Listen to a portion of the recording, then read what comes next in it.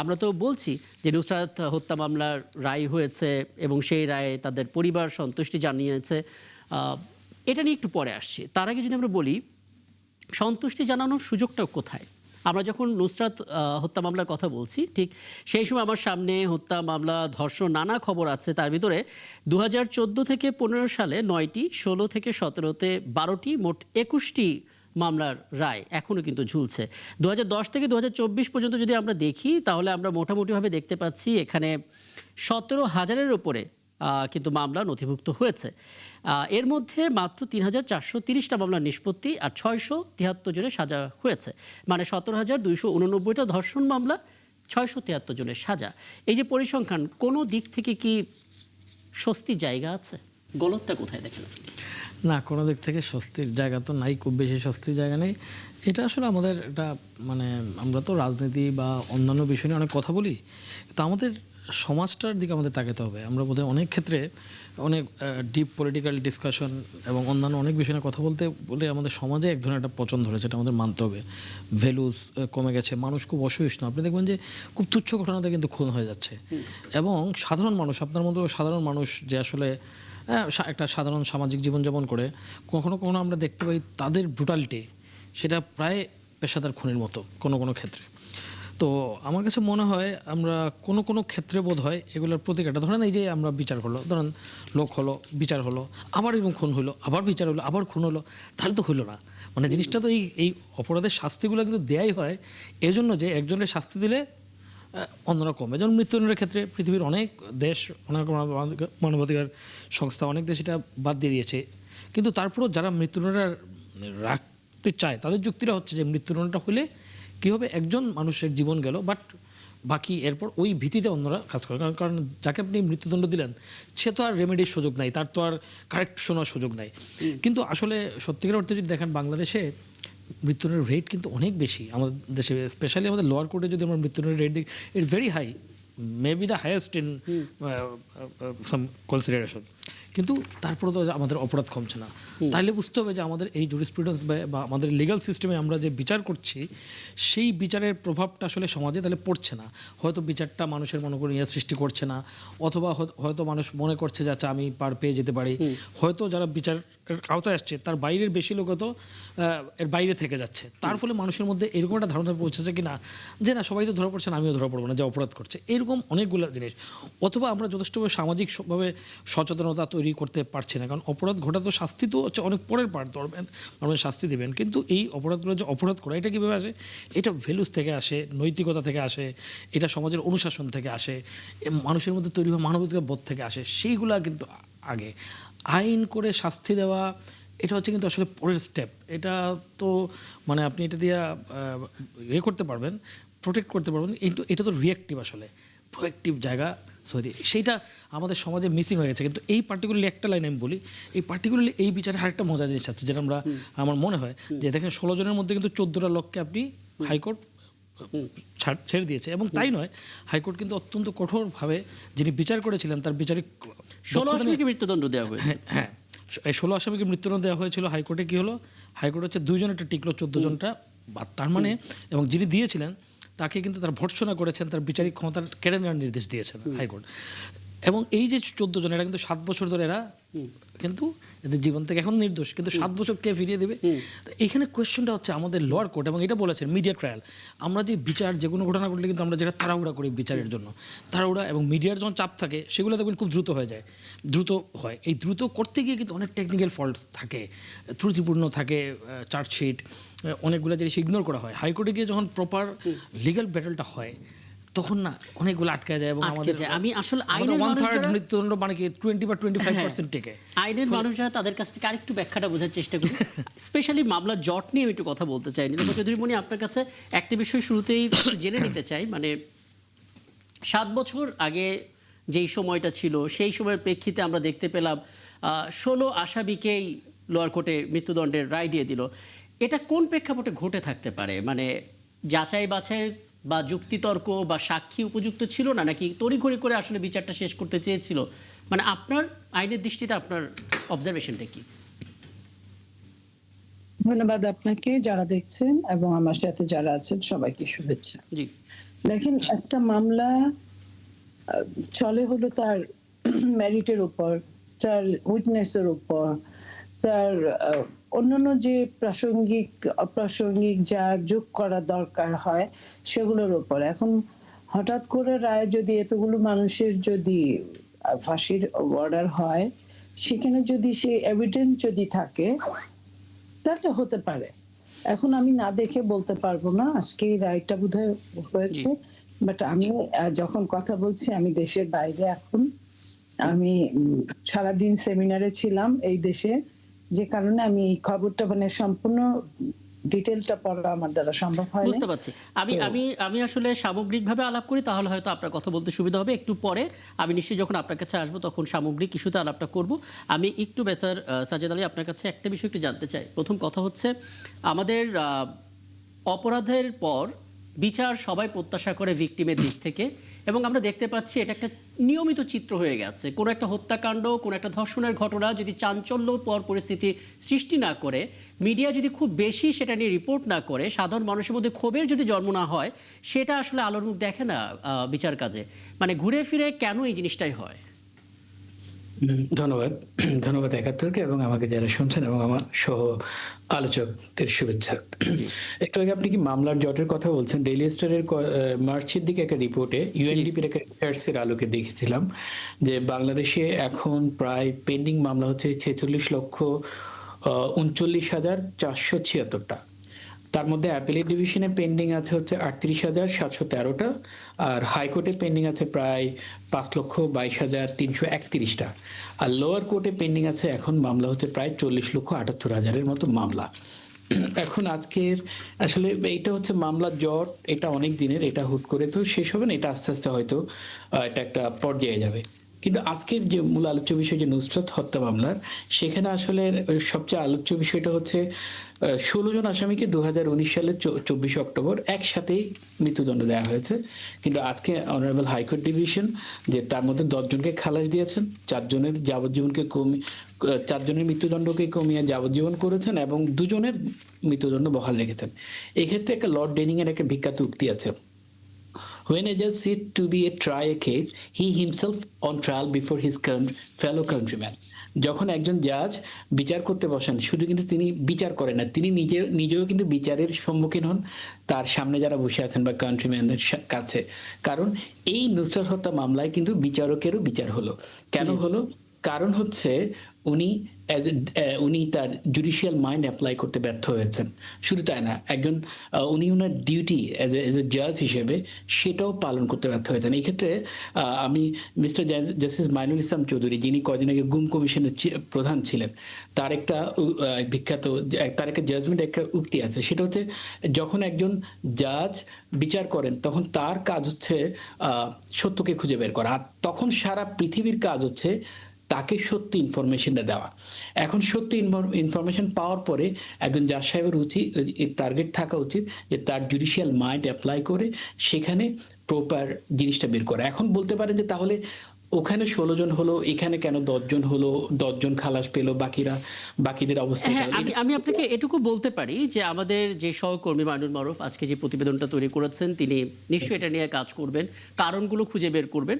কিন্তু তার আগে আমি আপনার কাছে একটু জানতে চাই যে আপনি কি ভেতরে কোনো আশাবাদ পাচ্ছেন এই অর্থে যে 2026 সালটা যেভাবে শুরু হয়েছে, এমসি কলেজের গণধর্ষণের মামলার একটা ফলাফল এসেছে, শিশুর আমিসা ধর্ষণ হত্যা মামলা একটা ফলাফল এসেছে, কাপুলে বিয়ের প্রলোভনে যে ধর্ষণ মামলা গেল 12ই মার্চ সে ঘটনাটা ঘটে এবং পরবর্তীতে ডিএনএ পরীক্ষার মিলে তড়ি ঘড়ি করে পুরোপুরি অ্যানালাইসিস করে সেই মামলার বিচার কাজ শেষ হলো। মানে এগুলো কি শুরুটা এই সরকারের ভালো হলো বলে আপনার মনে হলো? একটা আশাবাদ কি পাচ্ছেন কোনো জায়গা থেকে?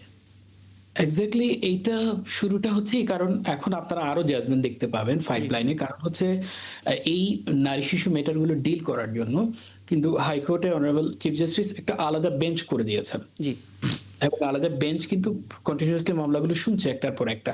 কারণ অ্যাপিলেট ডিভিশনে বা হাইকোর্টে মামলাগুলো একটা জট থাকে এই জন্য, কারণ একটা মামলা রেডি হতে হিয়ারিং এর জন্য সময় লাগে। শুধু তাই না, সেটার আরো লেন্দি হিয়ারিং হয়, আবার আমাদের কিছু ভেকেশন ইস্যু আছে, যার কারণে একটু মামলা জট মূল হিয়ারিং গুলো যেগুলো কনভিকশন হয় অথবা বড় কোনো ইস্যু থাকে সময় লাগে। কিন্তু এই নারী শিশু মামলাগুলো ডিল করার জন্য অনারেবল চিফ জাস্টিস একটা আলাদা বেঞ্চ করে দিয়েছেন, জি। যার কারণে আপনারা এখন দেখতে পাচ্ছেন একটার পর একটা কিন্তু এই চাঞ্চল্যকর বলেন অথবা চাঞ্চল্যকর না এরকম এমন মামলাও আমরা আপনার জাজমেন্ট দেখতে পাচ্ছি। এটা একটা গুড সাইন। আশা করি এটা এটা এটা সমাজেও একটা প্রভাব ফেলবে, কারণ যখন অনেকগুলো মামলা পেন্ডিং থাকে বা ভিকটিম বিচার পায় না অথবা আসামিও বিচার পায় না, তখন কিন্তু সমাজে ক্রাইম বাড়তে একদম থাকে। একদম যে কথাটা শুরুতেই মোস্তফা মামুন বললেন। মোস্তফা মামুন, আমি আপনার কাছে কেবল একটা বিষয় জেনে বিরতিতে যাব। ছোট্ট করে 1 মিনিটের মধ্যে আপনি একটু বলবেন, মানে এখন পর্যন্ত এই 2026 সালটা যেভাবে শুরু হয়েছে, চাঞ্চল্যকর ঘটনার বিচার তো হচ্ছে, রামিসা নিয়ে আমরা দেখলাম যে খুব দ্রুত কাজটা হলো, যদিও এখনো সেই শাস্তিটা কার্যকর হয়নি, হবে হয়তো খুব দ্রুত। কোনো কি আশাবাদ পাচ্ছেন আপনি? না, আশাবাদ পাচ্ছি না আমি। বরং এর মধ্যে আরেকটা জিনিস, ডেঞ্জারাস জিনিস আমি লক্ষ্য করছি, প্রবণতা, সেটা হচ্ছে মিডিয়া ট্রায়াল। আচ্ছা। এবং সেই মিডিয়া দ্বারা প্রভাবিত উনি যেটা বললেন আমার সহ-আলোচক, যে জুডিশিয়াল মাইন্ড অ্যাপ্লাই করেন না, এখানে দুইটা ঘটনা ঘটে। মিডিয়া ট্রায়ালের কারণে এক ধরনের চাপ নেন, সেই চাপের কারণে তারা ফেস করতে চান না, 1 নম্বর। আর 2 নম্বর হচ্ছে নানা রকম এক ধরনের রাজনৈতিক, আমাদের লোয়ার কোর্টে এক ধরনের রাজনৈতিক প্রভাব থাকে। সেই প্রভাব যেহেতু তারা সরকারের সঙ্গে নানাভাবে অনেক কিছু নির্ভর করে, ফলে রাজনৈতিক চাপও থাকে, ওটিতে আমরা দেখেছি। ফলে এই 2টা ফ্যাক্টরের কারণে জুডিশিয়াল মাইন্ড অ্যাপ্লাই করার ক্ষেত্রে দেখি না, আমার কাছে মনে হয় আমাদের এই জায়গায় ব্যাপক সংস্কার দরকার। আদারওয়াইজ আমরা তো একটা পার্ট নিয়ে বলছি, কিন্তু যে লোকগুলো এরকম কারণে 7 বছর 10 বছর জেল খাটে, আপনি চিন্তা করেন যে এই লোকগুলো তো এখন তো নির্দোষ, তারা তাহলে এটা কে ফিরিয়ে দেবে? কারণ বিচারের একটা বেসিক কথা হচ্ছে, আপনি এমন কিছু করার আগে চিন্তা করা উচিত যেটা আসলে ফিরে যেতে পারবেন না। মৃত্যুদণ্ড যে অনেক জায়গায় দেওয়া হয় না, ওটা রিজন হচ্ছে মৃত্যুদণ্ড যদি আপনি দিলেন, পরে যদি ভুল প্রমাণিত হয়, you can't bring him back, তাই না? তো ফলে এই জায়গাগুলো আমার কাছে মনে হয় বিচারের ক্ষেত্রে, মানে বিচারক যখন হবে তখন সব কিছু ঊর্ধ্বে তাকে থাকতে হবে। সেই জায়গাটা আমাদের মিসিং নানান কারণে। অন্তত এটা এখন মনে হচ্ছে। অনেক ধন্যবাদ। একটা বিরতিতে যেতে হবে এবং নীলুফা চৌধুরী মনি, আইনের আলাপ আপাতত এ পর্যন্তই শেষ। বিরতির পর ফিরে এসে সরাসরি রাজনৈতিক প্রসঙ্গে আসবো আপনার কাছে, এবং আপনি তো আছেন আমাদের সঙ্গে। দর্শক, প্রথম বিরতি নিচ্ছে 71 জানালে আমাদের সঙ্গে থাকবেন। মোস্তফা মামুন, আমরা দেখলাম যে বিরোধী দলকে গঠনমূলক সমালোচনা এবং সহিংস না হতে পরামর্শ সম্পাদকদের, আপনারা সেখানে ছিলেন এবং সেখানে জামাত আমির আসলে এরকম নানা বিষয়ে খোলামেলা আলাপ করছিলেন। নিশ্চয়ই আপনারা পরামর্শ দিয়েছেন। প্রথম কথা হচ্ছে, বিরোধী দলের পক্ষ থেকে এরকম আয়োজনের উদ্দেশ্য কি থাকতে হবে একটু জানতে চাই আপনার কাছে। এবং আরেকটা বিষয়, এটা আমি নীলুফা চৌধুরী মনির কাছেও জানার চেষ্টা করব, যেখানে আসলে নাহিদ ইসলাম তিনি স্পষ্ট করে আজকে সংবাদ সম্মেলনে, ইনফ্যাক্ট যে দিনটা পার করে এলাম সেই দিনে তারা বলেন যে বিএনপি সরকার পুরোপুরি ব্যর্থ রাষ্ট্র পরিচালনায়। এমন কি ঘটলো আসলে সেই ব্যর্থতা তিনি খুঁজে পাচ্ছেন, তাও পুরোপুরি? দুটো বিষয় একত্রে। হ্যাঁ, দেখেন, প্রথম হচ্ছে যে সম্পাদকদের সঙ্গে আজকে যে বৈঠক ছিল, আমাদেরকে আমন্ত্রণ জানিয়েছিলেন বিরোধী দলের নেতা, বিরোধী দলের নেতার জায়গা থেকে। তো উনি তার জায়গা থেকে ব্যাখ্যা করেছেন, তার দলের সঙ্গে যদি আমরা দেখি, ট্রেডিশনালি সংবাদ মাধ্যম নিয়ে তাদের অনেক রকম পর্যবেক্ষণ আছে। আসলে আমরা গত 15 বছর স্পেশালি যদি বলি, তাহলে মিডিয়া একদম তারা অলমোস্ট ব্ল্যাকআউটই ছিলেন নানান কারণে। খুব বেশি তাদের খবর খুবই কম ছাপা হতো, ছাপার খুব একটা সুযোগ ছিল না, তাদের বক্তব্যের সুযোগ ছিল না। এবং এইসব থেকে তাদের সংবাদ মাধ্যমের প্রতি কিন্তু তাদের এক ধরনের অবিশ্বাস এবং অনাস্থাও তৈরি হয়েছে। আমরা এটা নানানভাবে নানান প্রতিক্রিয়া তাদের লক্ষ্য করি, তাদের প্রতিক্রিয়া বা তাদের ছাত্র সংগঠনের প্রতিক্রিয়ায়, যে মিডিয়াকে তারা অনেক ক্ষেত্রেই মনে করেন যে দায়ী। তো সেই জায়গা থেকে সম্পর্কটা আসলে এক ধরনের ব্রিজিং। আজকে এই প্রশ্নটা উঠেছিল যে সম্পর্কটা তারাও চান যে, এবং তারা বলেছেন প্রশ্নটা, যে তারা মনে করেন না যে কোনো দূরত্ব আছে, কিন্তু থাকলেও সেটা আসলে তারা গুছিয়ে নিতে চান। তারপরে হচ্ছে উনি ওনার বক্তব্যে ওনার যে রাজনৈতিক অবস্থান, গণভোট বা জুলাই সনদ, সব কিছুরই উনি ওনার কথা বলেছেন। এবং সম্পাদকদের দিক থেকে কিছু কিছু ক্ষেত্রে তাদেরকে ধন্যবাদও দেওয়া হয়েছে।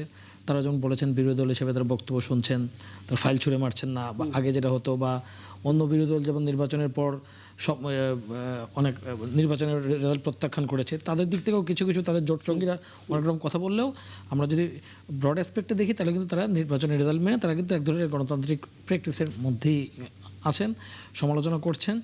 তো কোনো কোনো ক্ষেত্রে তারা যে হুমকি দেন, ওই প্রশ্নগুলো এসেছিল যে 6 মাস হয়েছে সরকারকে, কিন্তু সম্পাদকদের কেউ কেউ এটা বলেছেন, যারা বক্তব্য রেখেছেন তারা বলেছেন, সিনিয়র সাংবাদিকরা, যে দেশে এখন স্থিতিশীলতা সবচেয়ে বেশি দরকার।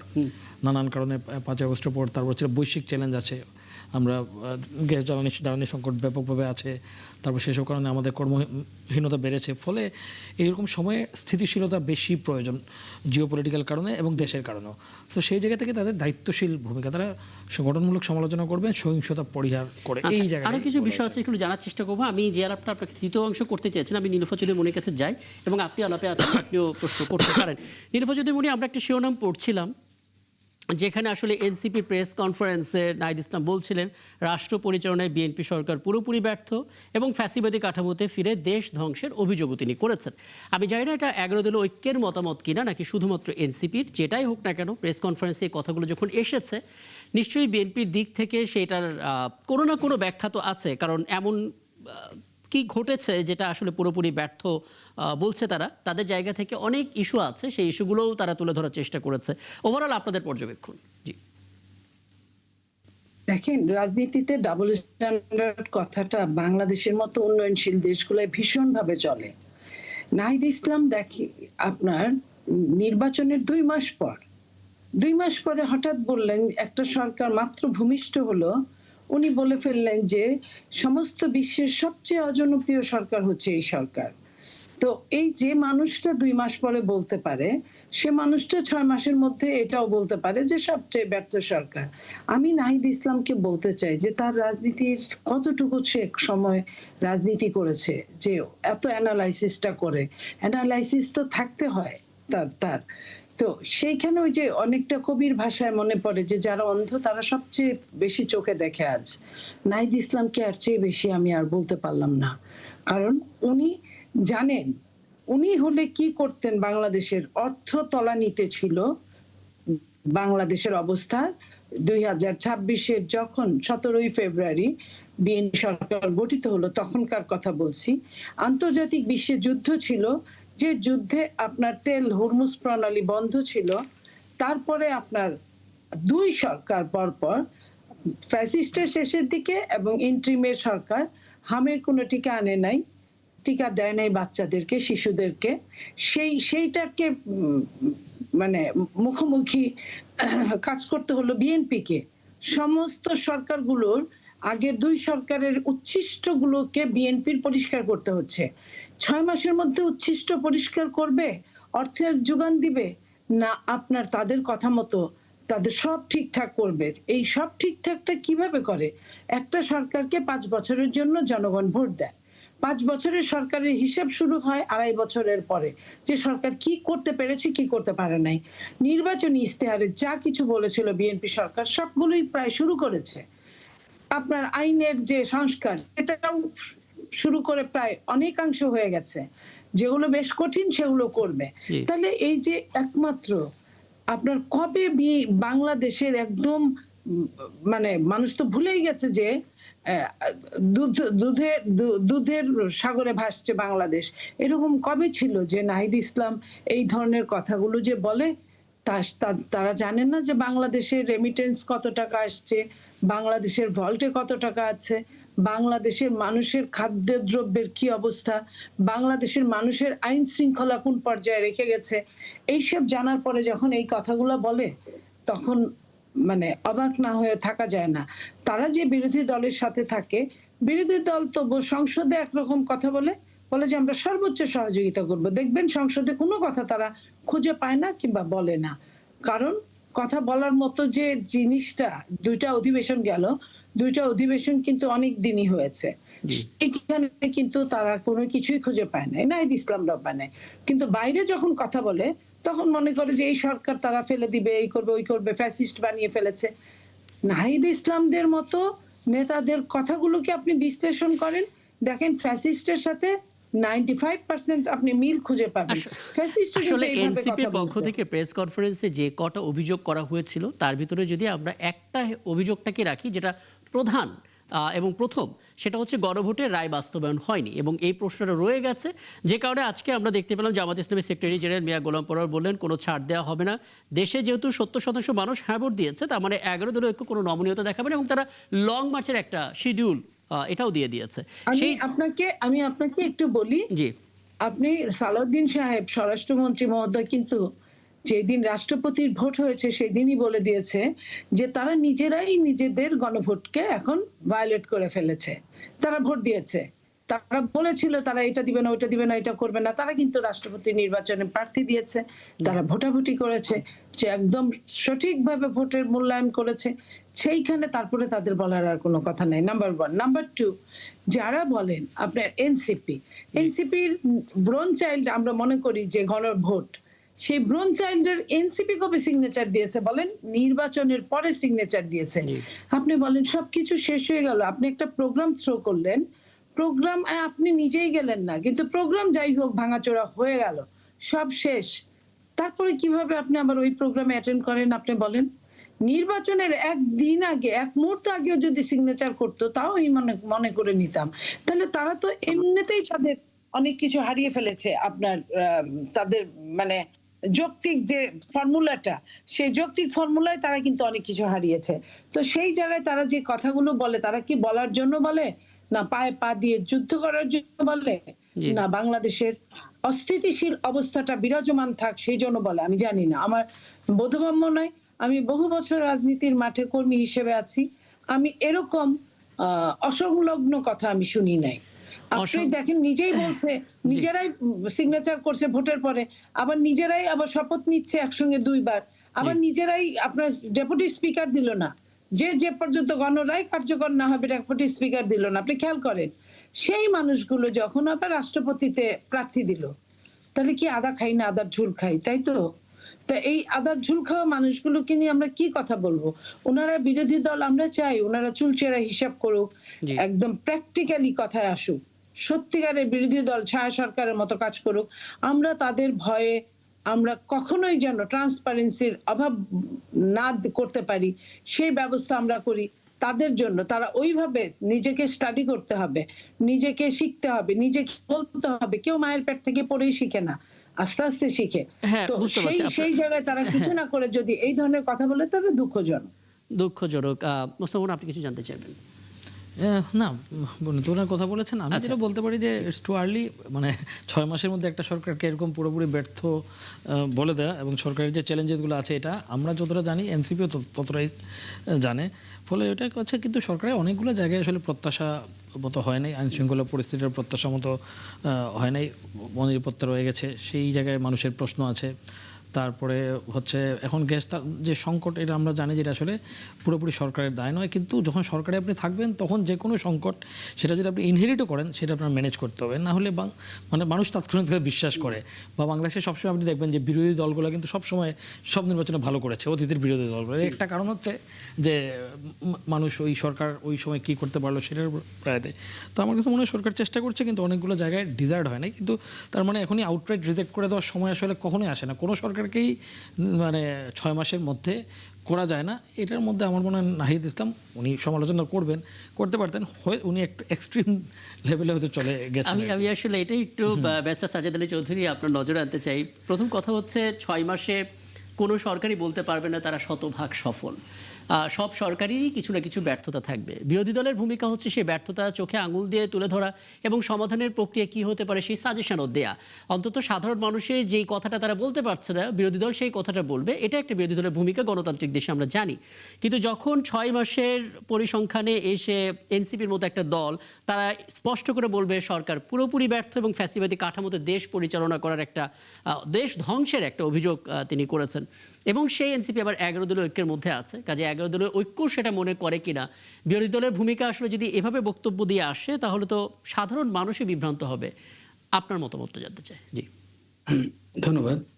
সত্যি অর্থে মানে এত জটিল পর্যায়ে না গিয়ে আমরা যদি বর্তমান প্রধানমন্ত্রী জনাব তারেক রহমান এবং তার দল দুটোকে যদি পাশাপাশি রাখি, দেখেন জনাব তারেক রহমানের ব্যক্তিত্ব এবং সামাজিক প্রেক্ষাপটে ওনার চলাফেরা, কথাবার্তা, যে জনপ্রিয়তা অর্জন করেছে বা করছে এবং যে পর্যায়ে আছে, বর্তমানে তার দল, তার সরকার কিন্তু সেই পর্যায়ে নাই। সেটা কিন্তু 6 মাসের পর থেকে কিন্তু কমছে। কেন কমছে? কারণ হচ্ছে জনাব তারেক রহমান তার ব্যক্তিত্ব, তার কথাবার্তা, তার শালীনতাবোধ, তার আরো কিছু ব্যবহার দিয়ে মানুষকে মুগ্ধ করতে পারছেন, কিন্তু ঠিক তার সরকার ঠিক তার উল্টো পিঠে হাঁটছে। কেন, কিভাবে হাঁটছে? যেমন তারা জবাবদিহিতা নিশ্চিত করতে পারছে না, আইন শৃঙ্খলার ভারসাম্য, আইন শৃঙ্খলার পরিস্থিতি নিয়ন্ত্রণ করতে পারছে না, অর্থনীতির চাকাটা ঠিক মতো ঘোরাতে পারছে না। শুধু তাই না, বিচার বিভাগের বিভিন্ন ইস্যুগুলো সামনে আসতেছে। তার সবকিছুতে মানে একটা করাপশনের যে ইস্যুটা আমরা যেটা দেখেছি বন্ধ করার জন্য জুলাই হলো, সেই করাপশনগুলো কিন্তু আগের মতোই ঠিক আবার নতুন দাপুটে ভাব নিয়ে চলা শুরু করেছে। কেন এটা হচ্ছে? কারণ এই জিনিসগুলোই 6 মাসের যদি আমরা এই সরকারের যদি একটা স্কেল ধরি, তাহলে কিন্তু দেখতে পাবো যে সরকার কিন্তু আসলে সামনের দিকে এগোচ্ছে নাকি পেছনের দিকে এগোচ্ছে। ধরেন আমরা ধরে নিলাম শেখ হাসিনা সরকার লাস্ট সরকার, বা ইউনূস সরকার যদি লাস্ট সরকার ধরি, জি। তাহলে শেখ হাসিনা সরকারের সবকিছু তো আমরা খারাপ যদি বলতে পারবো না, কিছু ভালো আছে। এখন আমাদের এই সরকার যদি ওই স্ট্যান্ডার্ড থেকে পেছনের দিকে যায়, তাহলে আমাদেরকে অবশ্যই তো কথা বলতে হবে। ডক্টর ইউনূস এসে হাসিনা সরকারের পরে থেকে আরেকটা স্ট্যান্ডার্ড সেট করে গেছে। এখন যদি বিএনপি সরকারের স্ট্যান্ডার্ডটা আমরা মাপবো কিভাবে? মাপার স্কেলটা হচ্ছে ডক্টর ইউনূসের সরকার থেকে বেটার কিছু পারফর্ম করা। তারা কি সেটা করতে পারছে? সেটা তারা বলুক কি করছে। মানে আপনার অ্যানালাইসিস কি বলে, মানে ইন্টার গভর্নমেন্টের চাইতেও এই সরকারের 6 মাসের পারফরমেন্স খারাপ? আপনি দেখেন না আইন শৃঙ্খলা পরিস্থিতি কি অবস্থা। আচ্ছা। আপনি দেখেন মানে আপনাদের যে ইভেন তো গ্যাস তেল এগুলো নিয়ে যে ম্যানেজমেন্ট, আমি বলবো না প্রবলেম আছে প্রবলেম নাই, এগুলো এটা অবশ্যই আছে। ওনারা কিছু ওন করেছে, কিছু তাদের পূর্ববর্তী থেকে পেয়েছে, কিন্তু তারা পূর্ববর্তী থেকে পেয়েছে সেটা সরকারে আসার পর তারা কেন কোনো কমিশন করেনি? তারা কেন এটা জনগণের কাছে ডিসক্লোজ করে দেয়নি? আজকে আমরা এইভাবে সরকারটা পেয়েছে। আচ্ছা, আপনার বক্তব্যের এই অংশের একটা ছোট্ট ব্যাখ্যা জেনে এসে তারপর আবার আপনার কাছে আসি। একটু নীলুফা চৌধুরী মনি, আপনি কি একটু বলবেন, মানে ইন্টার গভর্নমেন্টের সাথে তুলনা করলে দেখা যাচ্ছে বিএনপি সরকার 6 মাসে পেছনেই হাঁটছে। এটা আসলে ব্যারিস্টার সাজ্জাদ আলী চৌধুরী তার অবজারভেশন থেকে বললেন। দেখেন, সাজ্জাদ সাহেব সুন্দর করে কথা বলে, কিন্তু তার মানে এই না যে সে তার দলের বাইরে কথা বলবে। তার দল তো সরকারি সম্পূর্ণ সুযোগ সুবিধা ভোগ করেছে ইন্টারিম সরকারের সময়। আপনি জানেন ইন্টারিম সরকার কতটুকু ব্যর্থ বাংলাদেশের মানুষকে বলে দিতে হয় না। এবং আওয়ামী সরকার, ফ্যাসিস্ট সরকার 15.5 বছরে যেভাবে চুরি চামারি করেছে, শেখ হাসিনা যখন বলেছিল যে আমার পিয়নই তো 400 কোটি টাকার মালিক, আপনি খেয়াল করেন জনগণের কিন্তু রোষ সেই দিন থেকে চরম ভাবে উঠে গিয়েছিল। 15.5 বছরের পিয়ন বা তার স্টাফ, জি। অথচ ইন্টারিম সরকারের কিন্তু 7 মাসেই কিন্তু আমরা এলজিইডি উপদেষ্টার স্টাফকে দেখেছি। সো এই জায়গাতে যদি তারপরে বলে যে ইন্টারিমের চেয়ে বিএনপি খারাপ শাসন করছে, তার মানে কি? আপনি দেখেন একটা জিনিস কোন দিকে নিয়ে যাচ্ছে। আমি কথাগুলো বলতে চাচ্ছিলাম না। আমি জনাব তারেক রহমান, মাননীয় প্রধানমন্ত্রী, আমাদের নেতা, উনাকে ভালো বলা হচ্ছে, কিন্তু ওনার সমস্ত কার্যক্রমকে খারাপ বলা হচ্ছে। আপনি খেয়াল করেন জি। তার মানে কি? তার মানে ওই জায়গায় ঠিক এইভাবে কিন্তু শেখ হাসিনা কেউ বলতো সব কাজ করে প্রধানমন্ত্রী, আর সব বসে থাকে, শুয়ে থাকে, ঘুমায় থাকে। তার মানে একটা জায়গায়, মানে অশুভ জায়গায় নিয়ে যাওয়ার জন্য যে ধরনের কাজ করা দরকার, আমি বুঝি না যে বিএনপির নেতাকর্মীরা বুঝে কি বুঝে না আমি জানি না। এটা কিন্তু একটা মানে বড় একটা শুভঙ্করের ফাঁকির মধ্যে মাননীয় প্রধানমন্ত্রীকে ফেলে দিচ্ছেন তারা, যে উনি সব ঠিক আছে, ওনার ম্যানেজ ঠিক এখানে আছে, কিন্তু ওনার কার্যক্রম ঠিক আছে। চারটা খাতের আচ্ছা, কথা ওনার বলেছেন। যদি সবই ঠিক থাকে, জি, প্লিজ এখানে 4টা পয়েন্টের কথা বলেছেন। প্রথমত সব ঠিক থাকে, জি, 4টা পয়েন্টের মধ্যে প্রথমটা জবাবদিহিতার কথা বলেছেন, অর্থনীতির এবং সাথে কিছু দুর্নীতিও বেড়েছে, এবং বিচার বিভাগের কথা বলেছেন। এই 3টি পয়েন্ট সামনে এনে সাজ্জাদ আলী চৌধুরী বললেন যে এই 3টা দিকে আসলে বিএনপি 6 মাসে পিছিয়েছে। আমি আপনাকে 6 মাসে কোনো হিসাবের জায়গা হলো না। জি। আপনার যে দেশে প্রায় 1/2 কোটি মামলা পেন্ডিং থাকে, সেই দেশে আপনার 6 মাসের হিসাব আপনি কিভাবে করেন? তারপরে আপনি বলতেছেন আপনি কথা বলার আগে প্রধানমন্ত্রী সুনাম করছেন, আর কাজের সময় আপনি প্রধানমন্ত্রী, মানে কি আপনার এই সরকার ফল করলে প্রধানমন্ত্রী নিজেই ফল, তাহলে আপনি প্রধানমন্ত্রী সুনামটা কেন করছেন? এইখানেই হচ্ছে একটা ডিজাইন। এই ডিজাইনটাই আরেক দিকে নিয়ে যাওয়ার জন্য একটা রাস্তা বের করছে, তারা বাইপাস করে একটা রাস্তা বের আমি করা একটু হচ্ছে। ব্যাখ্যাটা শুনে আসি কেন এরকম করে, ব্যাখ্যাটা শুনে আসি যদি বলি। ব্যারিস্টার সাজ্জাদ আলী চৌধুরী, আমি দুদিন আগেও খুব সম্ভবত মিয়া গোলাম পরোয়ারের এই স্টেটমেন্টটা দেখছিলাম। তিনি বলছিলেন যে প্রধানমন্ত্রী তারেক রহমানের পোশাক আশাক, কথা বলা, লাইফস্টাইল, এগুলোর অনেকটাই তার নেতাকর্মীদের মধ্যে নেই। অর্থাৎ সব জায়গায় ঠিক এই স্ট্র্যাটেজিটাই ছিল যে প্রধানমন্ত্রী খুবই ভালো কিন্তু দলটা খুব খারাপ, বা অন্যান্য নেতাকর্মীরা আসলে ভালো করতে পারছে না। এটা কি কোনো ডিজাইন যেটা বলা হচ্ছে, কোনো রাজনৈতিক কৌশল বক্তব্যের? এটা আসলে রাজনৈতিক কৌশল না, আমি ব্যক্তিগতভাবে মনে করি। আমি জানি না যে আমাদের উনি কি বলেছেন, সেটা আমার নলেজও নেই, জি। কিন্তু এটা তো বাস্তবতা। আমরা প্রধানমন্ত্রীর কাছ থেকে যেরকম বিহেভিয়ার পাচ্ছি, যেরকম তার তার আচরণ থেকে এবং তার জেস্টার থেকে যেটা পাচ্ছি, তার দলের অন্যান্য নেতা বলেন, কর্মী বলেন, মন্ত্রী বলেন, তাদের কাছ থেকে আমরা সেটা পাচ্ছি। জি। ধরেন এখন ধরেন আপনি জুলাই নিয়ে একটু আগে কথা বলছিলেন, যেমন ধরেন আমরা যদি 52 ভাষা আন্দোলনকে যদি আমাদের ভাষার স্বাধীনতার একটা মানদণ্ড ধরি, আমরা যদি 71কে আমাদের স্বাধিকার আন্দোলন অথবা আমাদের স্বাধীনতার যে যে একটা যদি মানদণ্ড ধরি, তাহলে জুলাইকে মানদণ্ড ধরতে হবে স্বাধীনতার 50 বছর পরে জবাবদিহিতার মানদণ্ড, আমাদের সক্ষমতার ভারসাম্য রক্ষা করার জন্য মানদণ্ড, আমাদের বিচার বিভাগের স্বাধীনতার মানদণ্ড, আমাদের করাপশন ফ্রি পৃথিবী বা বাংলাদেশ তৈরি করার জন্য একটা মানদণ্ড, আইন শৃঙ্খলা বাহিনীকে জবাবদিহিতার আন্ডারে আনার জন্য একটা মানদণ্ড, এবং শুধু তাই না, বাংলাদেশের অর্থনীতিকে সামগ্রিকভাবে সামনের দিকে নিয়ে যাওয়ার জন্য একটা মানদণ্ড। কিন্তু আমরা জুলাই পাওয়ার পরে এখন যেটা দেখা যাচ্ছে, জুলাইকে বাস্তবায়ন না করে সেটাকে বারবার পিছিয়ে দেওয়া হচ্ছে। এটা কেন মনে হবে? কারণ বিএনপির মানে শীর্ষ নেতা থেকে শুরু করে সবাই বলেছে অক্ষরে অক্ষরে বাস্তবায়ন করা হবে। হ্যাঁ, এটাই প্রবলেমটা হচ্ছে। বিরোধী দল বলছে জুলাইয়ের তারা বাস্তবায়ন করেই ছাড়বে না। এখন বিরোধী দলের হাতে আসলে কিছু নেই।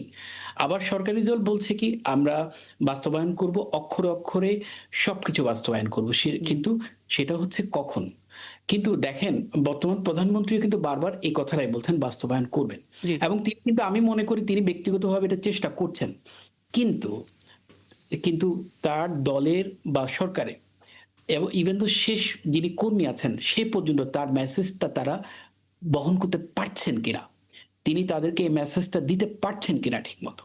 এখন মনিয়াপা হয়তো আমাকে ভুল বুঝতেছেন, আমি একটা ডিজাইনের কথা বলতে আসলে প্রধানমন্ত্রী বিরোধী দলকে মেসেজ দিতে আমি একটু শেষ পারছেন, করি, কিন্তু সরকারি দলকে মেসেজ দিতে পারছেন না, ঠিক না? সমস্যাটা হচ্ছে এইটাই হচ্ছে, মানুষ ভাবছে, আমি মানুষের চিন্তাটুকু এখানে বলছি। বুঝতে পারছি।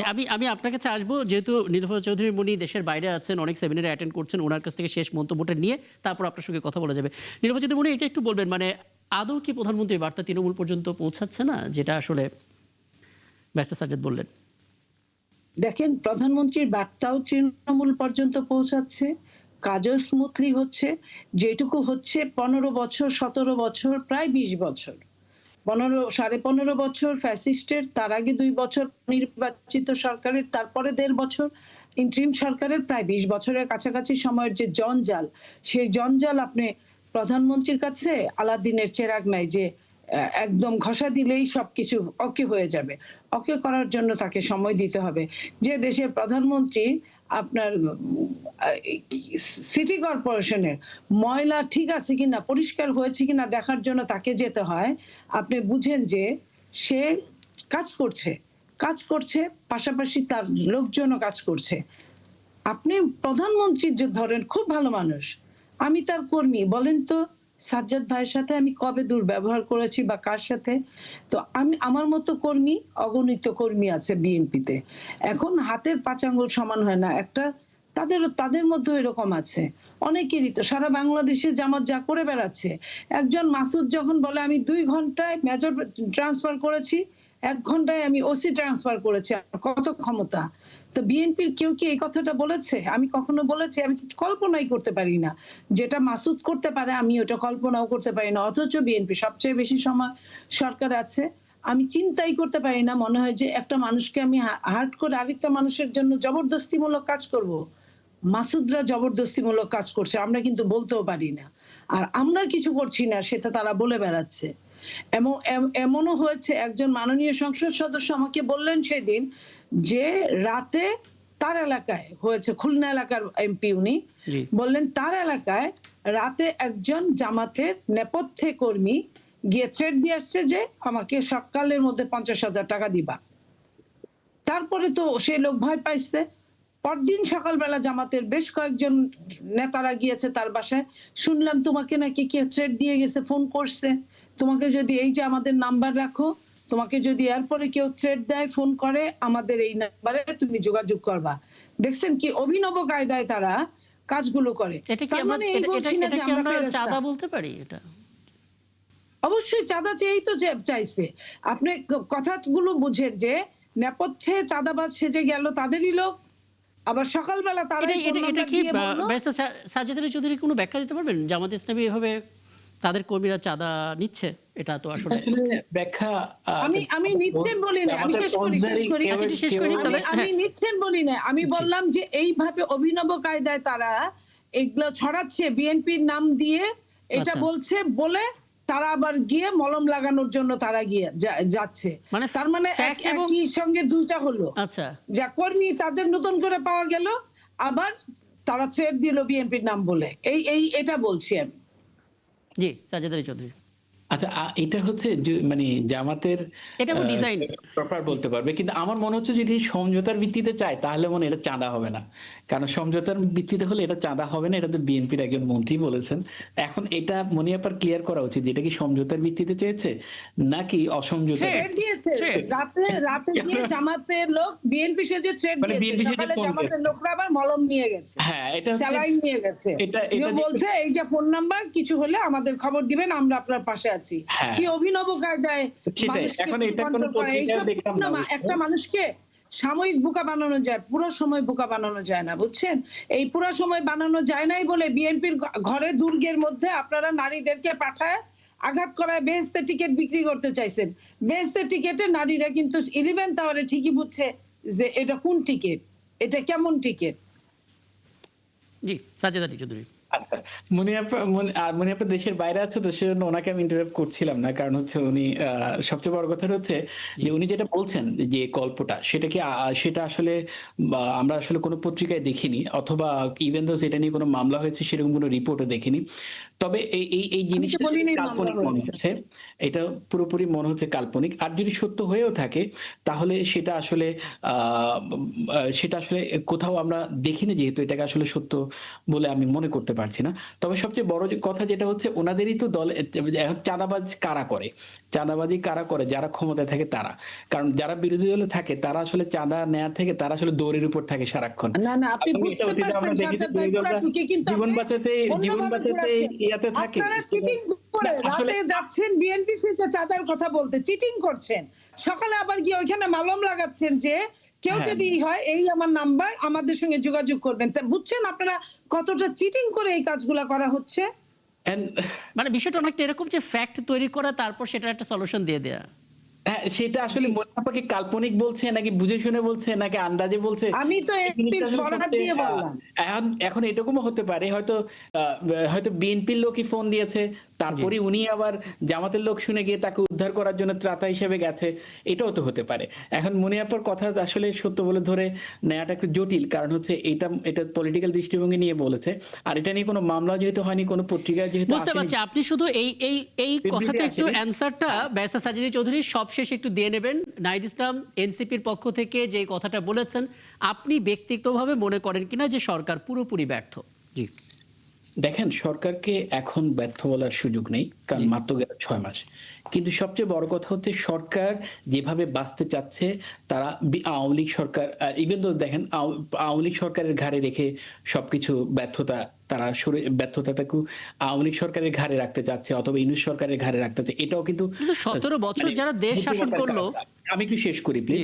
কারণ হচ্ছে আপনি যেদিন সরকার গঠন করলেন, আপনার সেদিন উচিত ছিল ডিসক্লোজ করা আপনি কিভাবে সরকার পেয়েছেন, আপনি আপনি আপনি কেমন ধরনের সরকার পেয়েছেন, আপনি কি কি লফল গুলো আচ্ছা, আপনি ব্যারিস্টার সাজিদ নিয়ে চৌধুরী, আমি এখান থেকে সরকার আলাপটা শুরু করবো। একটা বিরতিতে আমাকে যেতেই হচ্ছে এবং ফিরে এসে নিশ্চয়ই এখান থেকে আলাপটা শুরু করবো এবং আমি শিওর মোস্তফা মামুনের কাছে কিছু প্রশ্ন আছে, সেগুলো একটু জানার চেষ্টা করবো। এবং এই ফাঁকে নীলুফা চৌধুরী মনে আপনার কাছে কৃতজ্ঞতা জানাচ্ছি, ধন্যবাদ জানাচ্ছি, আপনি দেশে বাইরে থেকেও সময় দিচ্ছেন। নিশ্চয়ই সামনে কোনো আয়োজনে কথা হবে আপনার সঙ্গে। মাহফুজুর রহমান, আপনাকে আমন্ত্রণ জানাচ্ছি, কৃতজ্ঞতা, কারণ অনেকগুলো ইস্যু আন্তর্জাতিক অঙ্গনে রয়েছে, কিন্তু আমরা আসলে সবচেয়ে বেশি জানতে চাই প্রধানমন্ত্রী ভারত সফর নিয়ে 2 দেশ কাজ করছে, এটা পররাষ্ট্র প্রতিমন্ত্রী বলেছেন। কি ধরনের কাজ করছে, কোথায় গিয়ে আটকে আছে, নেগোসিয়েশনের জায়গাটা আসলে কেমন হওয়া উচিত, সবটা নিয়ে আলাপ করব। তার আগে আমরা আগের আলাপটা একটু শেষ করতে চাই। ব্যারিস্টার সাজিদ চৌধুরী, খুব দ্রুত একটু বলবেন, আপনি নিজে বলছেন যে সরকারকে পুরোপুরি ব্যর্থ বলার সময় আসলে 6 মাসে হয়নি, যদিও অনেকগুলো দিক থেকে আপনার মনে হয়েছে যে সরকারের যতটা প্রত্যাশা সেটা হচ্ছে না, কিছু কিছু জায়গায় আপনি নিজে হতাশও হয়েছেন, কিন্তু তারপরও আপনার মনে হয়েছে কিনা যে এই মুহূর্তে লং মার্চ করা, এই মুহূর্তে আসলে ফ্যাসিবাদ কাঠামোতে দেশ ধ্বংস করা হচ্ছে, স্টেটমেন্টগুলো দেওয়ার সময় কিনা? জি। দেখেন, সবচেয়ে বড় ইস্যুটা হচ্ছে বিরোধী দল তো একটা স্টেক হোল্ডার এই সরকারের, মানে সেটা হয়তো বিরোধিতার সংসদের যদি আমরা স্টেক হোল্ডার ধরি, তারাও কিন্তু সরকারকে অ্যাসিস্ট করার একটা সুযোগ রাখে। কিভাবে রাখে?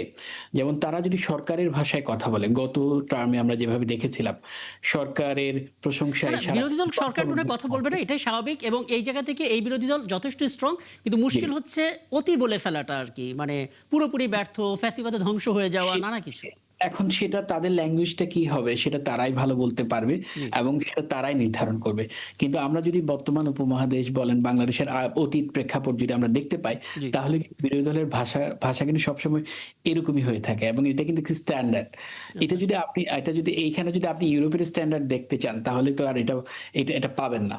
সবচেয়ে বড় যেটা কথা হচ্ছে যে সরকারের 6 মাসের ব্যর্থতা বা সফলতার হিসাব যদি আমরা সাধারণ মানুষ হিসেবে একটা চোখে দেখি, কিন্তু যখন তারা বিরোধী দলগুলো দেখে তারা অবশ্যই ডিফারেন্ট চোখে দেখবে সেটা, এবং তাদের ল্যাঙ্গুয়েজটা অবশ্যই ডিফারেন্ট হবে।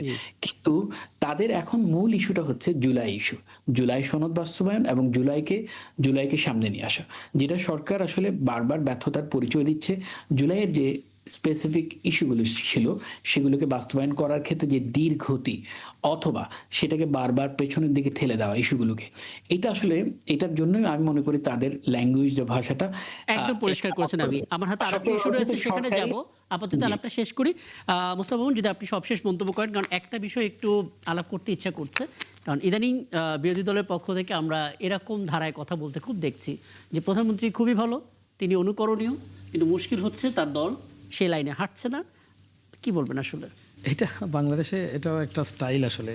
এই ডিজাইন নিয়ে অনেক কথা বললেন না, বাংলাদেশে একটা ট্রেডিশনাল ডিজাইন, কিন্তু সমালোচনা করার জন্য একটা জায়গাকে সেফ রেখে তারপরে বলা, এবং এইটা কিন্তু আমি জানি না যে এইটা তো কৌশল হিসাবে ভালো, তাৎক্ষণিকভাবে আপনার উপর খুব বেশি নেই, যেহেতু আপনি একটা জায়গাকে আপনি মানে প্রোটেকশন দিয়ে নিচ্ছেন যে উনি খুব ভালো, ফলে আপনি মোটামুটি সমালোচনার একটা স্পেস পাবেন, স্পেস ক্রিয়েট করার জন্য এটা করা হয়। কিন্তু এটা করতে গিয়ে আমরা যে জায়গাটা করি, ইভেন দলের ভিতরেও যখন হয় তখনও কিন্তু আপনি দেখবেন একজনকে বলে যে আমাদের দলের নেতা সব ঠিক আছে, কিন্তু এই করে নেতাদের আমরা একটা গড লাইক জায়গায় নিয়ে আমরা অনেক ক্ষেত্রে আসলে তাদেরকে ওভার প্রেজিং করে অনেক ক্ষেত্রে তাদের রিয়েল অবস্থাটা বুঝতে দেয় না, এবং সেটা তারপর হচ্ছে নির্বাচনে গিয়ে টের পাওয়া যায়। বাংলাদেশে কিন্তু প্রায় সব সময় ক্ষমতাসীন দল কিন্তু পরবার নির্বাচনে হেরেছে, আমরা যদি ক্রেডিবল ইলেকশনগুলো দেখি। ফলে এটা সাধারণত আমরা দেখেছি অতীতে দলের লোকজন করতো, এখন বিরোধী দল এটাতে যোগ দিয়েছে, ফলে এটা আমার কাছে নতুন জায়গা মনে হচ্ছে। আরেকটা জিনিস, যেহেতু ওরা দুজন তর্ক করলেন, এই ধরনের রাজনৈতিক বিতর্ক আসলে আমরা জেনে জানি, আমরা এইসব ক্ষেত্রে শুনি, এবং এই শোনাটাও নতুন মনে হয় না, কারণ পুরোনো আমরা শুনে আসছি কোন ভাষায় কথা বলবেন, কেউ একটু মাইল্ড ভাষায় কথা বলেন, যেমন এই আমাদের সহ আলোচক যিনি তিনি করছেন, হ্যাঁ, কেউ আর্টিকুলেট ল্যাঙ্গুয়েজে করেন, কেউ লজিক্যালি করেন, কেউ ইলজিক্যালি করেন, কেউ ইরেশনালি করেন, বটম লাইনটা প্রায় অলমোস্ট সেমই থাকে, কেউ হেসে বলেন, কেউ চিৎকার করে বলেন। তো যাই উনি হেসে বলছেন, এটা ভালো, সুন্দরভাবে বলছেন, কিন্তু আমরা দুইটা জিনিস আমি মনে করি দেখার বিষয়, সেটা হচ্ছে আমরা যদি আইনশৃঙ্খলা বলি, আইনশৃঙ্খলা অবস্থা ভালো না, আমাদের মানতেই হবে, অনিরাপত্তা, খুন ইত্যাদি ঘটছে, রাজনৈতিক সহিংসতায় ব্যাপক খুনাখুনি ঘটছে, কিন্তু একই সঙ্গে আমাদের মনে রাখতে হবে, আমরা আবার যদি প্যারামিটারটা যদি আমরা দেখি, তাহলে ইন্টারিম আমলের চেয়ে আইনশৃঙ্খলা অবশ্যই ভালো, এই বিষয়ে কোনো সন্দেহ নেই, কারণ তখন যে মব আতঙ্ক ছিল তখন মানুষ আইন হাতে তুলে নিয়েছিল। বাংলা মানে ধরেন আইন শৃঙ্খলার বাহিনী যখন দুর্বল হয়ে পড়ে মানুষ যখন আইন হাতে তুলে নেয়, সেটার ধারাবাহিকতা কিন্তু এখনও আছে, কোনো কোনো ক্ষেত্রে মানুষ নিচ্ছে। কিন্তু এতে হল এই জায়গাটা থেকে আপনার দিতে হবে। কিন্তু আবার একই সঙ্গে এখনকার সরকার কিন্তু অনেক দলীয়করণের ঘটনা ঘটছে তীব্রভাবে, ব্যাপকভাবে। মানে সমালোচনার জায়গা আছে, কিন্তু ব্যর্থ, পুরোপুরি ব্যর্থ বা ব্যর্থ বলা যাবে না, কিন্তু কিছু কিছু প্যারামিটারে তারা ইন্টারিমের চেয়ে যদি আইন শৃঙ্খলা আমরা বলি, এটা তাদের প্রতি অবিচার করা, বরং ইন্টারিম যে আইন শৃঙ্খলাহীনতা ছিল সেইটা আসলে কন্টিনিউ করতে তাদের হিমশিম খেতে হচ্ছে। আমি আরেকটা পয়েন্টে একটু আলাপ করতে চাই। মাহফুজুর রহমান আছেন, সাবেক রাষ্ট্রদূত, তবে তার আগে আপনার কাছ থেকে আলাপটা শুরুটা করতে চাই। আমরা প্রধানমন্ত্রী ভারত সফরে যাবেন এরকম কোনো কনফার্মেশন আমরা দেইনি, কিন্তু তারপর আমরা দেখতে পেলাম ভারতের প্রায় 6 থেকে 7টি গণমাধ্যম, মেইনস্ট্রিমের টেলিভিশন চ্যানেল এবং অবশ্যই দৈনিক পত্রিকাগুলো রিপোর্ট করে ফেলেছে 23 থেকে 25 আগস্টের মধ্যে বাংলাদেশের প্রধানমন্ত্রী তারেক রহমান ভারত সফরে যাচ্ছেন। এমনকি এভাবেও বলে দেওয়া হয়েছে যে কোন কোন মিটিংগুলো হবে, কোথায় হবে, কি কি আলোচনায় থাকতে পারে। অথচ আমাদের দিক থেকে কনফার্মেশন আসেনি। তাদের দেশের সরকারের পক্ষ থেকে জয়সওয়াল, রণধীর জয়সওয়াল, তিনিও বলেছেন এমন কোনো দিনক্ষণ এখনো ফিক্সড হয়নি, আলোচনা চলছে। তারপর আমরা দেখতে পাচ্ছি যে তারা পুরোপুরি সাজিয়ে ফেললো যে এই ঘটনাগুলো ঘটবে। প্রথম কথা হচ্ছে কেন এটা হচ্ছে, আর দ্বিতীয় বিষয় হচ্ছে যে প্রধানমন্ত্রীর সফরটা কেন আটকে গেল, কোথায় গিয়ে? দেখেন, এটা নিয়ে নানা রকম ব্যাখ্যা বিশ্লেষণ আছে। প্রথম কথা হচ্ছে মিডিয়া, ইন্ডিয়ান মিডিয়া যেটা করছে, অনেকগুলো জায়গায় আমরা দেখছি গত 2 বছর ধরে ইন্ডিয়ান মিডিয়া যে সাধারণ বাংলাদেশ সম্পর্কে তাদের 15-20 বছরে একরকম একটা সম্পর্ক তৈরি হচ্ছে না। বা তারও আগে যদি আমরা দেখি 91 থেকে যদি আমরা শুরু করি, সেই সময়ের মধ্যে যখন নতুন গভর্নমেন্ট আসলো বা সামরিক শাসনে একরকম ছিল, তো নতুন সরকার আসার পরে তারা অনেকগুলো ক্ষেত্রে ইন্ডিয়ান মিডিয়া অনেক কিছু ইম্পোজ করার চেষ্টা করছে, বা তারা ট্রেডিশনালি তারা যেভাবে দেখে অভ্যস্ত, তারা যে সোর্সের মাধ্যমে পায়, যেভাবে পায়, সেইগুলো হয়তো কাজ করছে না। এরকম অনেকগুলো জিনিস হয়েছে। ফলে ইন্ডিয়ান মিডিয়া কিছু কিছু ইম্পোজ করার চেষ্টা করছে, কিছু কিছু অ্যাজামশন দিচ্ছে, যে অ্যাজামশনগুলো আসলে তারা তাদের সোর্সিং ঠিক থাকছে না, এবং তারা অনেকগুলো ক্ষেত্রে অফিসিয়াল যে ভার্সন, বাংলাদেশের ভার্সনটাকে আমার মনে হয় কাছে মনে তারা গুরুত্ব দিচ্ছে না। এইটা হচ্ছে প্রবলেম। কারণ অতীতে তারা দেখা যেত মোটামুটি ইন্ডিয়া যেরকমভাবে বলতো ওরকম হয়ে যেত।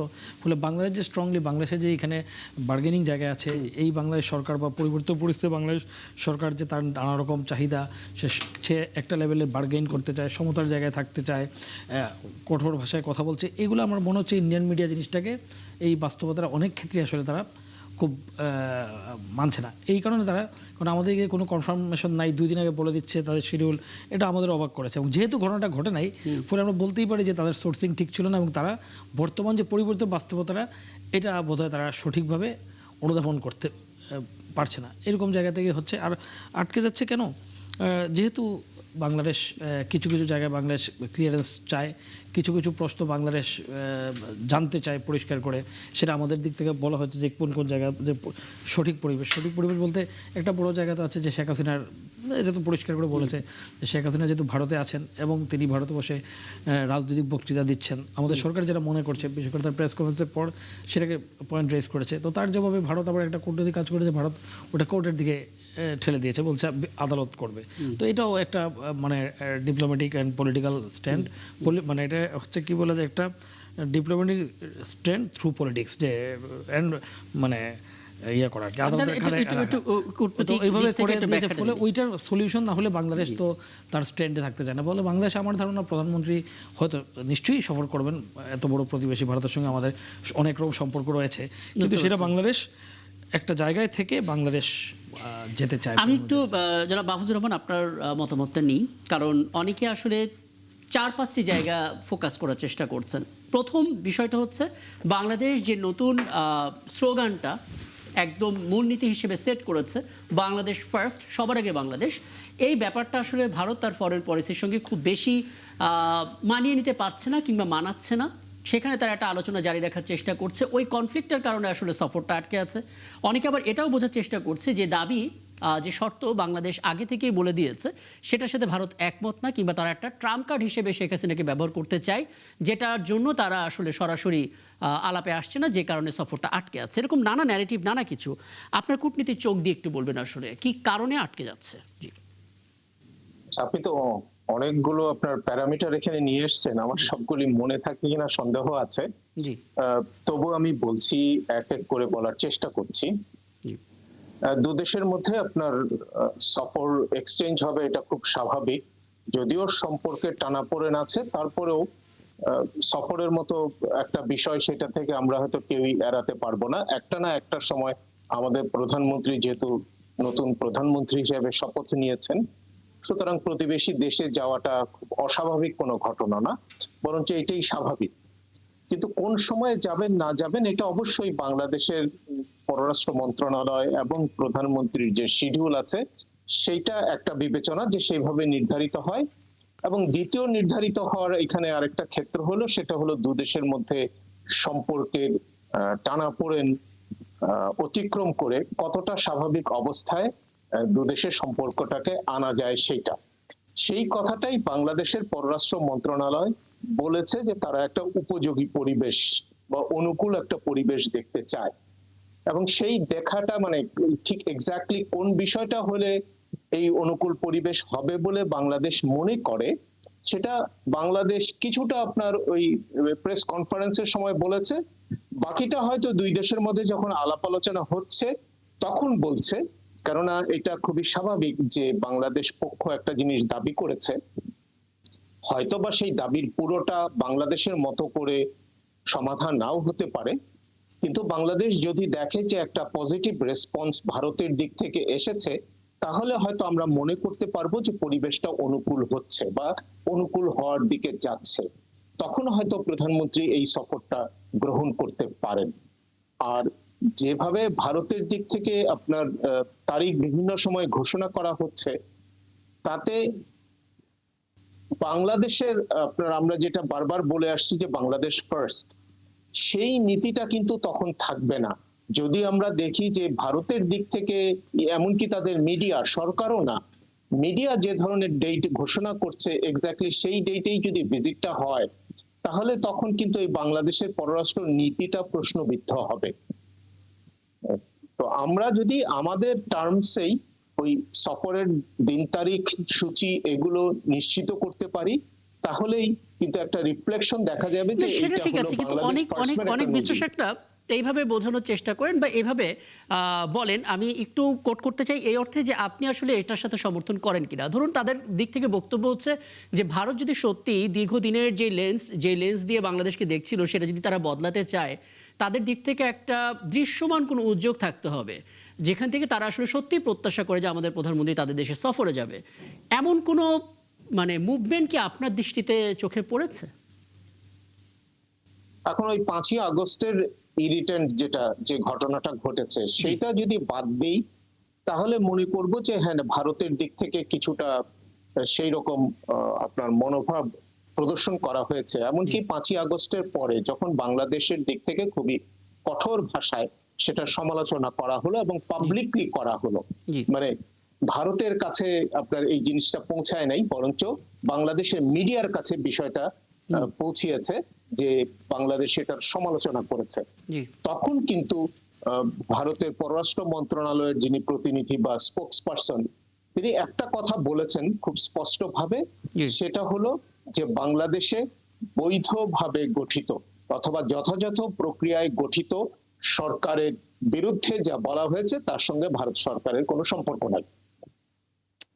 এই যে আপনার বর্তমান সরকারকে এবং নির্বাচনের মতে গঠিত সরকারকে ভারত যে দ্ব্যর্থহীন ভাষায় স্বীকার করে নিয়েছে, সেইটা আমি মনে করি ভারতের দিক থেকে একটা খুবই পজিটিভ স্টেপ। তো এই একইভাবে এইটা কেবলমাত্র মুখে না, যদি কার্যক্ষেত্রেও ভারত একটুখানি প্রমাণ দিতে পারত, অর্থাৎ যেহেতু বাংলাদেশকে এই সরকারকে তারা বৈধ সরকার এবং যথাযথভাবে গঠিত সরকার বলছে, তাহলে এই সরকারের যে বক্তব্য সেই বক্তব্যকেও তো গুরুত্ব সহকারে নেওয়া উচিত, এক। এবং দুই হলো বিভিন্ন ইস্যুতে তখন এই সরকারের সঙ্গে এনগেজড হওয়ার ভারতের দিক থেকে আমি শুধুমাত্র আমি বুঝতে পারছি। খুব চমৎকার করে ব্যাখ্যা করছেন। মোস্তাফা, আপনি কিছু জানতে চাইবেন কিনা?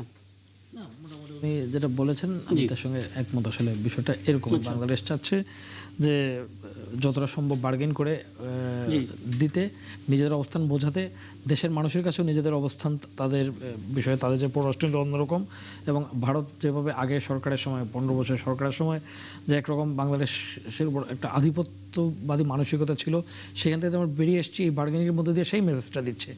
ফলে দেশের যে জনগণ তাদেরকে মেসেজও দেওয়া হচ্ছে, আবার এইটা দিয়ে ওইদিকে আবার হয়তো ইউজ করা হচ্ছে, ওইদিকে এই ডিপ্লোমেটসের এটা থাকে যে আমাদের যে মানুষজন এটা চায়, তাহলে আমার মানুষজনের কাছে আমি আনসারেবল, কাজে তোমরা আমাদের এটা দাও। ফলে এটা একটা টু ওয়ে গেইনিং এর একটা সুযোগ আছে, এবং এটা করে পুরোপুরি শেখ হাসিনাকে ফিরে আনা ওটা কতটা সম্ভব হবে, কিন্তু হয়তো তার রাজনৈতিক ওই যে যেটা হয় ডিপ্লোমেসিতে আপনি সব পাবেন না, কিন্তু যেটা চাইবেন হয়তো তার ওইখানে বসে হয়তো কথাবার্তা রাজনৈতিক বুঝতে পারছি। তার মানে স্ট্রং সেই জায়গাটা বার্তা দিয়ে যে কথাটা আমরা বলছিলাম সেটা অন্তত হচ্ছে। আমি একটু ব্যারিস্টার সাজ্জাদ আলী চৌধুরী আপনার মতামতটা নিতে চাই, কারণ দীর্ঘ 6 মাসে সরকার অনেক দিক থেকে ব্যর্থ হয়েছে এরকম আপনারা বলছেন, অনেক দিক থেকে পিছিয়েছে বলছেন, কিন্তু কূটনীতির দিক থেকে আসলে আপনি কি বলবেন?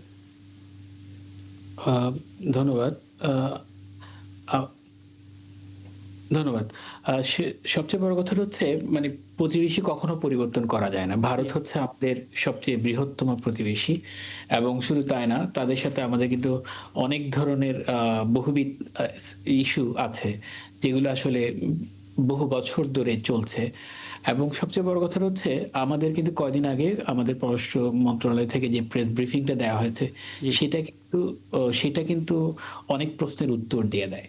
এবং যেটা সবচেয়ে বড় যে জিনিসটা এখান থেকে আমরা দেখতে পাই সেটা হচ্ছে একটা সম্মানজনক এবং ভারসাম্যপূর্ণ যে আমাদের যে প্রতিবেশীদের সাথে ন্যায্যতার সাথে যে সম্পর্কটা থাকা উচিত, সেটার রিফ্লেকশনটা এখান থেকে আমরা দেখতে পাই। কারণ ভারত গত 17 বছর, 2 বছর আগের থেকে যদি আমরা 17 বছর হিসাব করি, তখন কিন্তু ভারতের একটা আধিপত্যবাদ মনোভাব ছিল, যেটা দিয়ে তারা যেইটা লেন্সে তারা আমাদেরকে দেখতো। এখন সেটা যেহেতু পরিবর্তন হয়েছে এবং বর্তমান সরকারের আমরা হয়তো অনেক ধরনের সমালোচনা আমরা দেখেছি বিরোধী দল থেকেও, যে তারা ভারতকে হয়তো একটু খুব ভাবে দেখছে, মানে নতজানু হয়ে দেখছে, এরকম অনেক কথা উঠছিল। কিন্তু যখন এই স্টেটমেন্টটা দিয়ে দিল, তখন থেকে আমরা তার মাধ্যমে সরকার কিন্তু তার মনোভাব একদম, আমি আসলে এটা জানতে চাইছিলাম, একদম শেষ বিরতিতে যাব, এবং যাওয়ার আগে যারা মাহফুজুর রহমান একটা প্রশ্ন আপনার কাছে একটু করে যায়। দীনেশ ত্রিবেদী, ভারতের হাই কমিশনার দীনেশ ত্রিবেদী, তিনি বলেছেন রাজনৈতিক টানাপোড়েন থাকলেও দুই দেশের অর্থনীতি এগিয়ে যাবে। মানে এই বিষয়টা নিয়ে একটু আলাপ করার চেষ্টা করব, এবং নিশ্চয়ই আপনার সঙ্গে বিরতির পরে একটা যথাযথ উত্তর খোঁজার চেষ্টা করব। দর্শক, মাহফুজুর রহমান একটা প্রশ্ন করে গিয়েছিলাম, আরও একবার একটু রিপিট করি প্রশ্নটা। ভারতের হাই কমিশনার দীনেশ ত্রিবেদী যথেষ্ট পজিটিভ কথা বলছেন তিনি এই দেশে আসার পর থেকে, এবং সেই ধারাবাহিকতায় তিনি বলছেন এবার যে রাজনৈতিক টানাপোড়েন থাকতে পারে, কিন্তু সেটা থাকলেও দুই দেশের অর্থনীতি এগিয়ে যাবে। এটা কি বাস্তবসম্মত হয়? মানে দুটো দেশের মধ্যে রাজনৈতিক টানাপোড়েন থাকবে, দুইটা দেশের মধ্যে আদর্শগত অমিল থাকবে, কিন্তু অর্থনীতি ঠিকঠাক এগিয়ে যাবে, আপনি কনভিন্স আসলে? কিন্তু যদি আমরা পরিসংখ্যান দেখি, তাহলে এই 2 বছরের মধ্যেও কিন্তু আমাদের দুদেশের যে বাণিজ্য সেটা বেড়েছে। জি। কিন্তু আবার অন্য দিক যদি বিবেচনা করেন, যেমন দুদেশের মধ্যে আপনার তো যোগাযোগ প্রায় ছিলই না, অর্থাৎ এক দেশ থেকে আরেক দেশের যে পর্যটকরা যায়, চিকিৎসা করতে যায়, ছাত্ররা যায়, সেগুলো প্রায় বন্ধই ছিল। তো এখন দুদেশের মধ্যে রাজনৈতিক সম্পর্ক না থাকলে এইটা সম্পর্ক দীর্ঘদিন আপনার তখন টেনে নেওয়া যায় না। কিন্তু যেহেতু পটেনশিয়াল আছে, সেহেতু হয়তো বা বাণিজ্য বেড়েছে, বা ভবিষ্যতেও হয়তো আরো কিছুটা বাড়তে পারে। কিন্তু সম্পর্ক ভালো না হলে, অর্থাৎ রাজনৈতিক সম্পর্ক ভালো না হলে, এক সময় এই সম্পর্কটা তখন আবার মুখ থুবড়ে পড়বে। আমাদেরকে এটাই যে নার্চার করার এখনই সময়, সেটা যদি আমরা না করি তাহলে ভবিষ্যতে আমরা হয়তো দেখবো যে সম্পর্কের বৈরিতা আরো বেড়ে গেছে। একদম। ব্যারিস্টার সাজ্জাদ আলী চৌধুরী, সবশেষ মন্তব্য আপনার কাছ থেকে নেব। আপনি নিজেই বলছিলেন খুব স্পষ্ট করে যে প্রতিবেশী তো আমরা বদলাতে পারি না, কিন্তু প্রতিবেশীর সাথে যে সম্পর্কের স্ট্র্যাটেজি, যেভাবে আমরা তাদেরকে দেখব, সেটা নিয়ে অন্তত আমরা ভাবতে পারি। আপনার মনে হচ্ছে কিনা ঠিক এই মুহূর্তে আসলে সরকার এমন কোনো উদ্যোগ নিচ্ছে যাতে করে দুই দেশের যে টানাপোড়েন, সে টানাপোড়েন ভালোর দিকে যাবে এবং সেটা বেরিয়ে আসবে? আমি মনে করি বরফ গলতে সময় লাগবে আরো কদিন। কারণ তাদের মানে প্রত্যাশা অনেক বেশি ছিল গত রিজিম থেকে। সেই প্রত্যাশাটা একদম আকাশ থেকে একদম মাটিতে লুটে পড়েছে। এখন এই ক্ষেত্রে যখন প্রত্যাশা এবং চাহিদার যে গরমিল দেখা দিচ্ছে, বর্তমান সরকার তো আমি মনে করি যে বেসিক্যালি আগের সরকারের মতো নতজানু পররাষ্ট্রনীতি অবশ্যই যাবে না, সে পথে হাঁটবে না। যার কারণে আমি এই সমস্যাটা ভারত তাদের এই যে হৃদয় ভঙ্গ হয়েছে, স্বপ্ন ভঙ্গ হয়েছে, সেই স্বপ্ন ভঙ্গের এই যে মানে ইয়া থেকে, কষ্ট থেকে বেরোতে তাদের সময় লাগবে, এবং তারা এই বাস্তবতা স্বীকার করে যখন নিতে পারবে, তখনই বেসিক্যালি আমি মনে করি যে বাংলাদেশ এবং ভারতের মধ্যেকার যেই ভারসাম্যপূর্ণ সম্পর্ক, সেটা আসলে সামনের দিকে এগোবে। ততদিন পর্যন্ত আমাদেরকে একটু ওয়েট করতে হবে। আমি সেটা একদম একদম একদম আমি একটু মোস্তফা মামুন আপনার মতামতটা নিতে চাই। আপনি একমত কিনা যে হ্যাঁ বরফ গলতে আরো সময় লাগবে, এবং এখন পর্যন্ত সরকারের দিক থেকে যে পদক্ষেপগুলো নেওয়া হয়েছে তাতে করে আসলে আপনি সেই সুবাতাসটা পাচ্ছেন কিনা? হ্যাঁ, একটু বরফ বলতে সময় লাগবে, কিন্তু এটা গুরুত্বপূর্ণ যে আমাদের এখন পর্যন্ত যে ইয়েটা হয়েছে, আমাদের যে বিরোধটা, সেটা রাজনৈতিক বিরোধ, সেটা আসলে আমাদের বাণিজ্য বিরোধ বা অন্য জায়গায় যায় নাই। এটা কিন্তু খুব গুরুত্বপূর্ণ। প্রতিবেশীর সঙ্গে যে সম্পর্কের অনেকগুলো মাত্রার মধ্যে একটা থাকে। ভারত যেহেতু প্রতিবেশী এবং অনেক বড় অর্থনীতি, ফলে আমরা অর্থনৈতিক অনেকগুলো দিক দিয়ে নির্ভরশীল। যেহেতু আমাদের ধরেন এটা তো আমি বলছি, কিন্তু ভারতের দিক থেকে উদ্যোগটাকে আপনি কিভাবে দেখবেন? মানে আমরা ফিল করছি প্রতিবেশী দেশ। হ্যাঁ, তো ফলে হয়েছে কি, জিনিসটা এটা থাকতে হবে। আবার ভারতেরও আবার বাংলাদেশকে লাগবে, জিনিসটা এরকম না। বাংলাদেশ ভৌগোলিকভাবে অত্যন্ত গুরুত্বপূর্ণ, এবং বাংলাদেশে আপনারা জানেন যে এখানে চীন একটা ফ্যাক্টর, ওইটা আবার ভারত খুব বেশি চায় না। ফলে বাংলাদেশকে বৈরী করলে কিন্তু সেটা ভারতের জন্য খুব সুবিধাজনক হবে না। অনেকগুলো জায়গায় কিন্তু বাংলাদেশ ভারতকে বিপাকে ফেলতে পারে। ফলে আপনারা দেখবেন বাংলাদেশ যে বোল্ড স্টেটমেন্ট দিচ্ছে, তার এগেনস্টে কিন্তু ভারত কিন্তু জিনিসটাকে এখনও আমরা যদি দেখি, তাহলে কিন্তু বাংলাদেশকে মনে হচ্ছে যে এখানে ভারতকে কোনো কোনো ক্ষেত্রে মনে হচ্ছে ভারতের মেনে নিচ্ছে, ভারত রিভিউ করছে, রিঅ্যাসেস করছে নিজেদেরকে। এটাও তো একটা বিষয়, তাই না? তার মানে বাংলাদেশ ইজ ইম্পর্টেন্ট। এবারে মনে পড়ে গেল ভারতের একটা গণমাধ্যমে আসলে টকশোতে একজন খুব স্ট্রংলি বলছিলেন যে বাংলাদেশের চারপাশে ঘিরে আছে ভারত, কাজেই বাংলাদেশকে সাবধান হওয়া উচিত। এবং সেখানে বিশ্লেষক বলছিলেন পেটের মধ্যে যদি বাংলাদেশ থাকে আর বাংলাদেশ যদি অশান্ত থাকে, তাহলে ভারত জুড়ে অশান্ত থাকবে। তারপরও নিশ্চয়ই সীমান্ত বাংলাদেশ এটা বড় কারণ, ভারতের সীমান্ত ঠিক রাখার জন্য অনেকগুলো জায়গা আছে রাজনীতিতে আমরা দেখেছি। প্রতিবেশীর সাথে সম্পর্ক ভালো হবে সেই প্রত্যাশা থাকবে। এবং আপনাদের সবাইকে ধন্যবাদ, একটা দীর্ঘ সময় আমাকে দিলেন। সামনে কোনো আয়োজনে নিশ্চয়ই আবার কথা হবে আপনাদের সঙ্গে। এবং দর্শক, আপনাদেরকে ধন্যবাদ। আগামীকাল নতুন ইস্যু নিয়ে আবার হাজির হবো আমরা ৭১ জানালে। থাকবেন আমাদের সঙ্গে।